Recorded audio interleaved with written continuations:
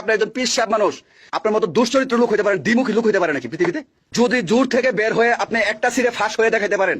থু থু, তাবিজ ব্যবসায়ী কোথাকার, তাবিজ ব্যবসায়ী, ধর্ম ব্যবসায়ী, তোরা হচ্ছে বাংলাদেশের মতো শ্রেষ্ঠ ধর্ম ব্যবসায়ী। এই জোটের জামাত বেঁধে সবাই সম্মিলিত যা পাইছে তার ডাবল পাইছেন আপনি।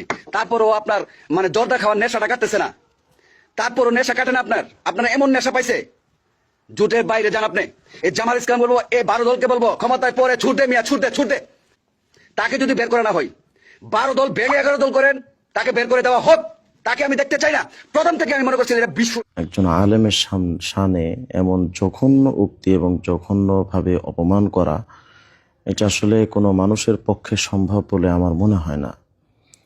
কিন্তু এই মানুষগুলোর পক্ষে সম্ভব, কারণ যাদের অস্তিত্বটাই আলেম ওলামা এবং ইসলামের বিদ্বেষ লালন করে, সেই জামাতি ভাইয়েরা যে এভাবে আলেম ওলামাকে গালি দিবে না, এটা অসম্ভব কিছু না, এটা হতেই পারে, এটা অস্বাভাবিক কিছু না।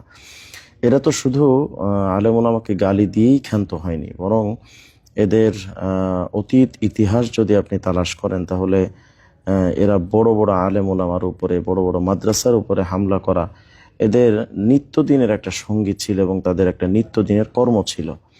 যেমন আপনারা সকলে জানেন যে হাটহাজারী মাদ্রাসায় এরা হামলা করেছিল। শুধু তাই নয়, আপনাদেরকে আজকে নতুন আর একটা ইতিহাস আপনাদের সামনে তুলে ধরবো। আপনারা নিঃসন্দেহে সবাই কম বেশি জানেন যে আমাদের বর্তমান বাবুনগর মাদ্রাসা যিনি মুহতামিম হেফাজত ইসলামের আমির আল্লামা মুহিবুল্লাহ বাবুনগরী দামাত বারাকাতুম, হজরতের উপরেও তারা এই হামলা করেছিল।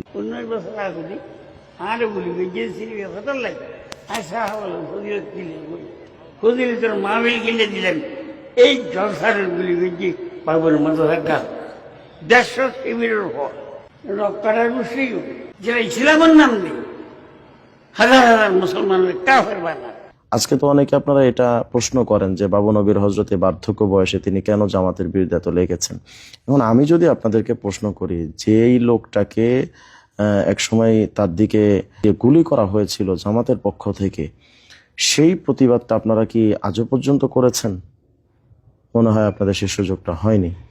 একজন বুজুর্গ আলেম, একজন মুস্তাঈদ একজন আলেম, একজন মুক্তাদা আলেম, তাকে জামাত শিবিরের লোকেরা গুলি করলো এবং সেই থেকে আজ অবধি আপনারা এটার কোনো প্রতিবাদ পর্যন্ত করলেন না এবং এটার নিন্দা পর্যন্ত জানালেন না। যারা এই কাজটা করলো তারা তওবা করেছে বা হুজুরের কাছে ক্ষমা চেয়েছে, এমন কোনো ইতিহাসও পাওয়া গেল না।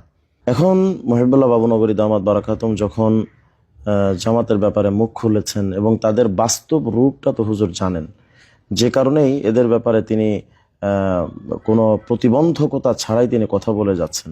অথচ আপনারা এই সময় এসে হুজুরের বিরোধিতা করছেন। আপনাদের বিবেকে কি একটু নাড়া দেয় না? যে লোকটার উপরে গুলি পর্যন্ত জামাতের শিবিরের ছেলেরা করলো, আপনারা তাদের আজ পর্যন্ত কোনো প্রতিবাদ করলেন না। শুধু কি তাই, আপনারা দেখবেন আমাদের বাংলাদেশের একজন একসময়ের আলোচিত একজন বক্তা, আমাদের আব্দুল আল ফারুক ভাইয়ের বাবা তথা মাওলানা দিলওয়ার হোসেন সাইফি সাহেব দামাত বারাকাতুম, ওনার উপরে এই জামাত শিবির 92 বার হামলা করেছে। আমার গালের মধ্যে দেখেন, এই কোপটা আমার গলার মধ্যে দিছিল, এটা হলো লম্বা ইতিহাস।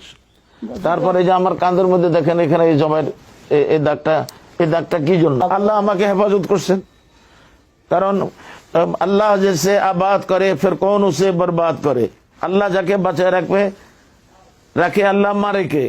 তার উপরে জামাত শিবির 92 বার হামলা করেছে, অথচ আজ পর্যন্ত আপনাদের থেকে এরকম কোনো ইতিহাস আমরা শুনতে পাই না যে আপনারা প্রতিবাদ করেছেন। এটা কি আরো বোঝাতে আপনাদেরকে আরো আমাদের সময় লাগবে?